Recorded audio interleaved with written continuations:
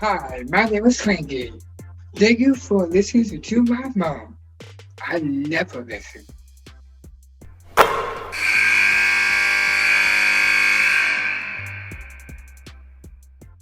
It's 2023. Nothing but net is ready to roll on, and I am literally on the road as anticipated during the college basketball season. But it's great to visit with Mary Evans from Valparaiso. Mary, thank you so much for once again being on the podcast with us. Thanks for having me. Yeah, so give us a little take on how it's going out there. Give us a little bit about the landscape. What's going on in December on Valpo's campus?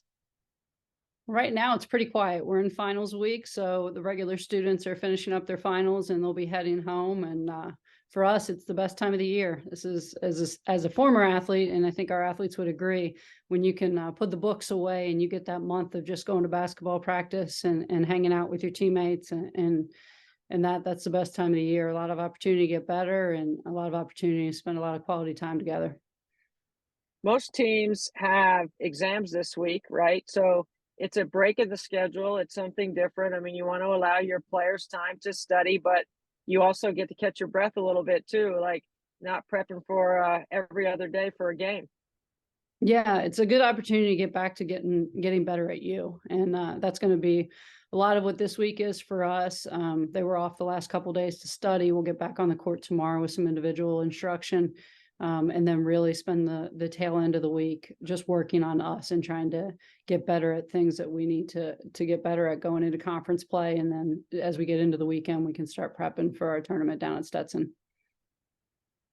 It seems like an unusual non-conference for the Valley this year because the Valley has taken on what has been an incredibly challenging and talented schedule and haven't usually come away with all the wins that they usually do. So how does this prepare the league, you think, for conference play? Because I think it looks like it's wide open and some of the records are misleading.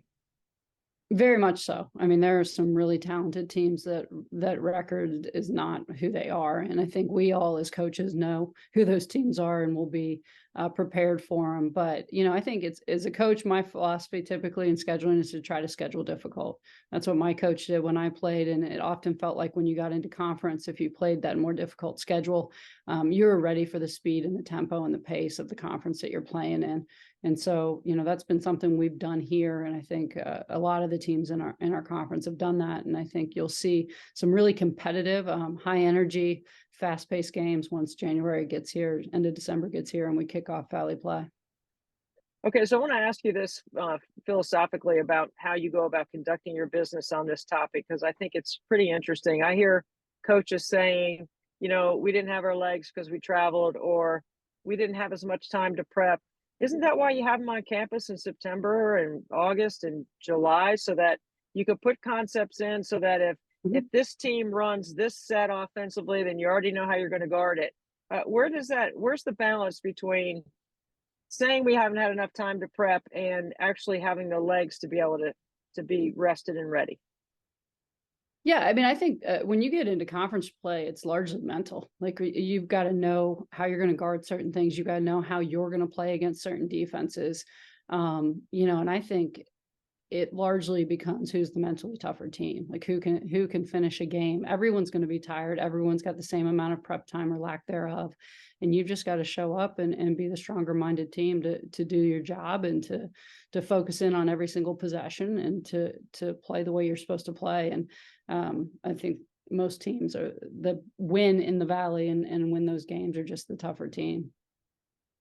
I'm a visual learner, so I like to watch a lot of film. I like to, jump on a set that I think I see a coach run a lot, that I know that the other team's probably scouted as well, very, knows exactly what's coming, yet the execution of it is so critical. Are you, in your prep, are you someone that emphasizes three things and continues to bring clarity to that? Or do you have a bunch of things written on the board and you have a lot of film that you want to watch and your scouting report is 25 pages? Which way is it? Because both ways work. One page. It's one page.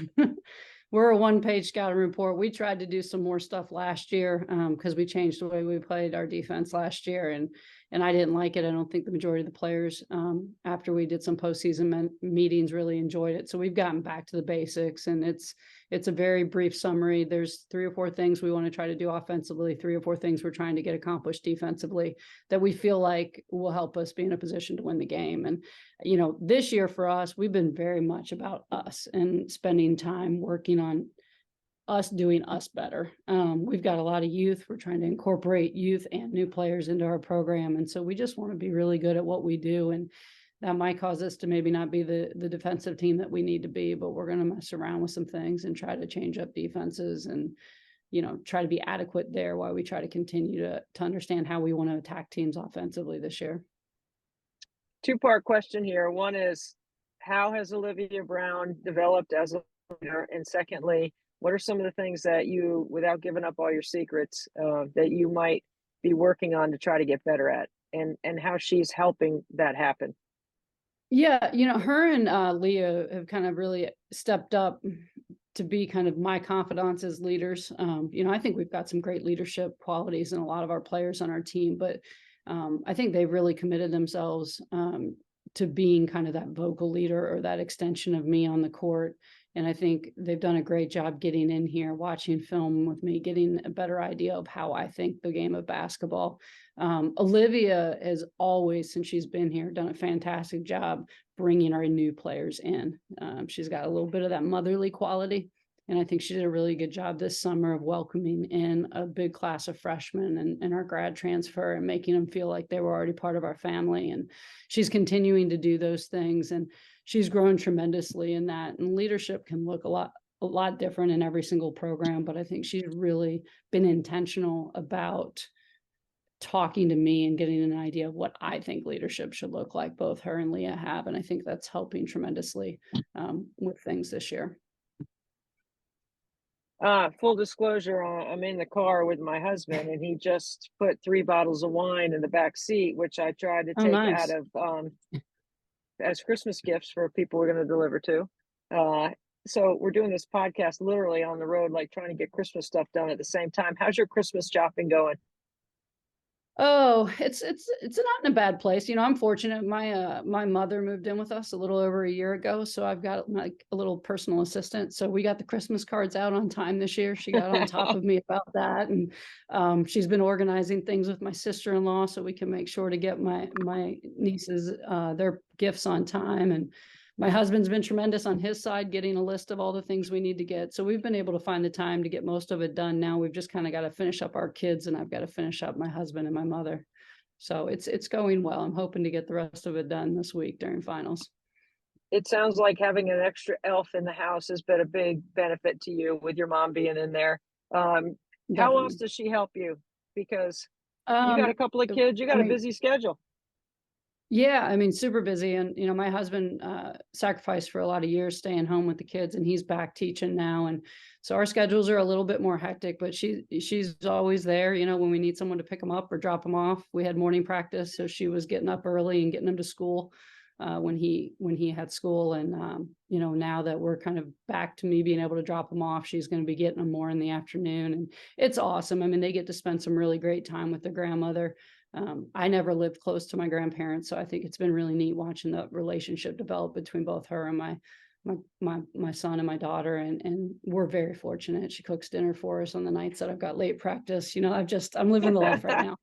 Listen, I'm going to be ringing you up when I'm traveling through that part of the state on my way from one game to another. I might need a hot meal.